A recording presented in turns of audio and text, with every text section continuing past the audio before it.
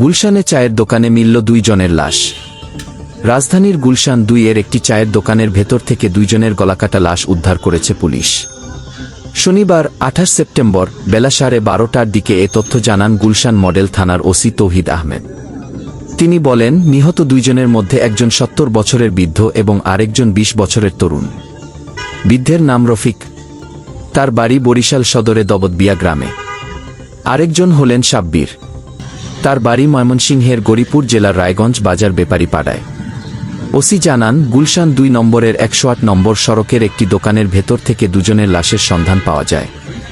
পাশাপাশি সিআইডির crime scene unit, Dhaka মহানগর গোয়েন্দা পুলিশ ও র্যাবের ইউনিট ঘটনাস্থলে কাজ করছে।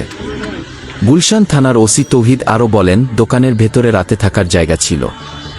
ধারণা করা হচ্ছে রাতে তাদেরকে হত্যা করা হয়েছে। 3 জন ওই দোকানে থাকতেন, বাকি একজন পলাতক রয়েছেন।